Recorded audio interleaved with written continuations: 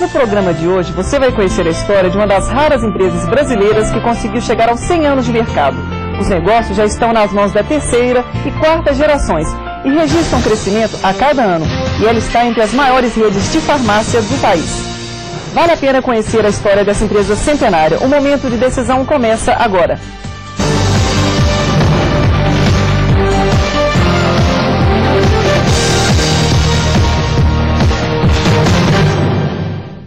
Preservar os princípios dos fundadores e não ter medo de correr riscos. Essas duas atitudes explicam o sucesso da quarta maior rede de farmácias do país. O negócio começou no interior de São Paulo e já está em 4 estados, com 132 lojas. Está conosco o presidente da Droga Raia, neto dos fundadores, Antônio Carlos Piponzi. Antônio Carlos, é um prazer tê-lo aqui no momento de decisão. Obrigado pela oportunidade de poder falar um pouco da nossa empresa, do nosso trabalho. Conta para os nossos telespectadores um pouquinho da história, como é que começou a trajetória da Droga Raia? Bem, a Droga Raia ela começou em Araraquara, no interior do estado de São Paulo, em 1905. Ela foi fundada por meu avô, um imigrante italiano que veio para o Brasil em 1896, que sempre teve a farmácia como vocação. Sim. Meu avô foi uma pessoa que nunca mediu horário, meu avô não tinha férias, não tinha fim de semana, ele era absolutamente apaixonado pelo negócio, ele era vocacionado para aquilo, eu diria que ele se dedicou de corpo e alma e criou uma marca, uma forma de realmente se relacionar com clientes e com as pessoas. E o que será que o levou a fundar o negócio? Ele chegou a estudar nessa área, de onde que veio essa vocação?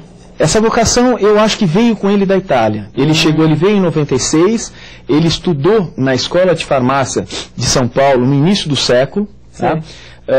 Tão logo ele concluiu a Escola de Farmácia, ele ainda tentou em São Paulo, em parceria, montar uma farmácia. Depois não sei exatamente o motivo pelo qual ele foi a Araraquara, e em Araraquara ele iniciou o seu próprio negócio. Então, E você, quando você entrou no negócio? Olha, eu entrei na terceira geração. Entre a primeira geração e a terceira geração, existe um momento extremamente importante, que é o momento da consolidação. Quando a gente fala com orgulho que a Droga Raia completa 100 anos, você fala, puxa, mas como é que a gente completa 100 anos? Eu acho que se você pegar, se você imaginar o ritmo de procriação, você chega numa terceira geração, numa quarta geração, num número tal que é impossível o acordo.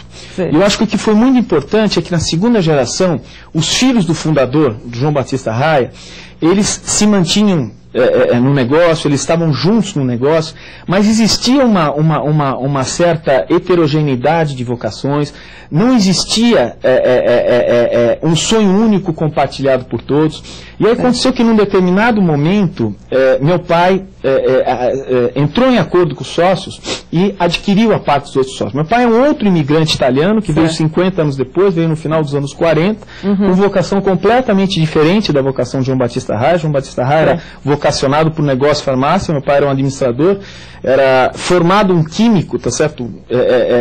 Que durante a guerra sofreu momentos muito difíceis, tá? Porque ele foi militarizado numa fábrica que produzia armamentos, que foi bombardeada por mais de 100 vezes durante a guerra, que chegou aí pelos ares num determinado momento. Então meu pai viveu tudo isso, meu pai ficou viúvo depois da guerra e veio aqui para recomeçar a vida.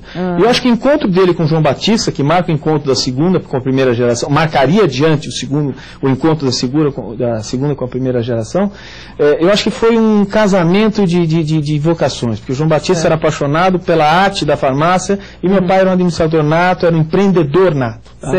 Então eu acho que a partir daí, então, quer dizer, talvez a entrada minha, a entrada da terceira geração, ela já se dá após o momento em que, na segunda geração, através de Arturo Piponzi, meu pai, compra as ações dos outros irmãos, ou dos outros filhos de João Batista, tá? E reinicia o negócio. Ele talvez pagou um preço alto, porque ele encolheu, ele reduziu a empresa para que pudesse voltar a crescer. Tá? E nessa volta ao crescimento, ou nesse momento em que ele exatamente consolidava a empresa, ele com 3 filhos, eu, Franco e Rosalia, tá? Todos vocacionados ou preparando-se para outras coisas. Você entrou como engenheiro, né? Eu sou engenheiro civil, eu me graduei na Escola Politécnica, eu cheguei a concluir, eu estava em fase de conclusão, defendendo tese no meu mestrado em Engenharia de Estruturas, tá?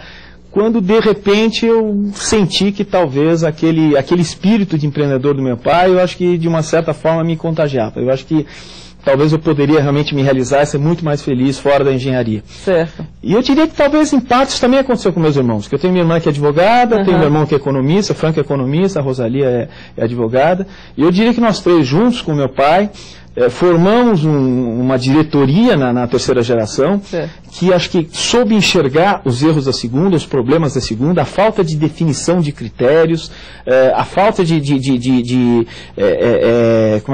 um estabelecimento claro do que era remuneração pelo capital, que era remuneração pelo trabalho, coisas que eu acho que todas as segundas gerações, todas as empresas nos anos 40, 50 viveram. Foi na sua gestão que a Droga Raia começou realmente a se expandir.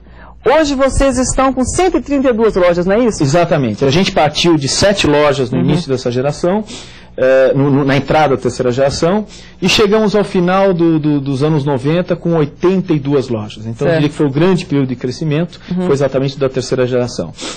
A terceira geração também preparou, de certo modo, a entrada de uma quarta geração, que seria a geração dos nossos filhos, e aí tivemos muito cuidado de olhar o passado, entendemos tudo aquilo de certo e errado que havíamos feito ao longo de toda a existência da empresa, ao longo das 3 gerações, e acho que fomos bastante felizes em estabelecermos critérios muito duros, regras muito transparentes, tá?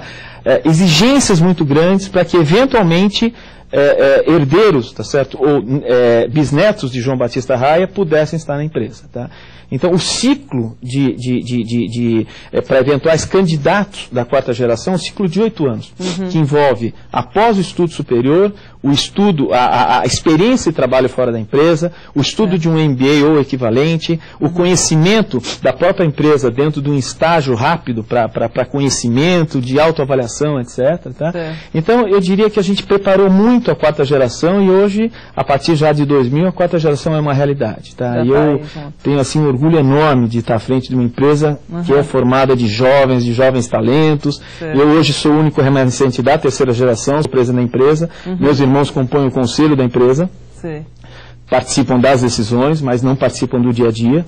E nós temos um grupo forte, tá certo, da quarta geração, que, associado a alguns profissionais de carreira, compõe a equipe que hoje dirige a Droga Raia, hoje já uma empresa nacional com 132 lojas. Pois é, e esse processo de expansão, vocês começaram então em São Paulo, e qual foi então o segundo mercado? Nós tínhamos um contexto no final dos anos 90 em que todas as redes eram regionais. Praticamente, eu não diria, talvez feio é uma palavra um pouco inoportuna, não sei, mas de toda forma, cada um sentia que este é o meu mercado, este é o meu mercado. E eu acho que a Droga Raia teve a ousadia de romper com esse paradigma no momento em que, no início dos anos 2000, ela preparou uma operação para o Rio de Janeiro, tá? Uma operação cuidadosamente estudada, em que no final, entre agosto e outubro, levou a empresa a abrir 8 lojas na zona sul do Rio de Janeiro, entre Ipanema, Leblon e Copacabana. E aqui em Minas Gerais, quando é que vocês entraram? Nós entramos em 2003, simultaneamente com a entrada em Curitiba. Tá? Hoje nós temos 7 lojas. Eu acredito que a gente também procurou contemplar ou estudar todas as variáveis de negócio possíveis. Tá? Desde o sentimento do povo mineiro com relação como ele via o negócio de farmácia, o que de repente ele poderia ter e não tinha, entender os principais concorrentes, tá? Pesquisar todo o mapa da cidade, entender por onde a gente poderia estar começando. E eu diria que essa operação ela foi estudada toda ao longo de 2003, e no final de 2003 nós abrimos simultaneamente 4 lojas. Foi um período de novembro, dezembro, a gente inaugurou no bairro de Lourdes, Gutierrez, Mangabeiras e Funcionários. Que ótimo. E tem como resumir o segredo de uma empresa centenária? Olha, eu diria que o segredo para a sobrevivência é a existência de regras transparentes. Eu acho que deve existir regras e deve existir transparência entre os sócios. Deve também existir algo que eu talvez em algum momento já toquei. Eu acho que é fundamental que os sócios tenham sonho comum, que eles realmente tenham os mesmos valores, os mesmos ideais. Eu acho que é muito claro na história da Droga Raia que no momento em que isso não aconteceu, houve uma dissidência e que ela foi resolvida, e a empresa hoje continua a existir porque ela foi bem resolvida. Houve uma separação, alguns permaneceram, outros saíram. Eu acho que é condição, é pressuposto do negócio que seus sócios realmente tenham os mesmos valores e olhem a empresa da mesma forma. Que a empresa represente para eles algo semelhante. Eu acho que isso é algo que é fundamental, a parte de todo o desenvolvimento tecnológico, de todo o desenvolvimento nas mais variadas estratégias. Eu acho que a capacidade de inovar, com certeza, é uma marca da Droga Raia.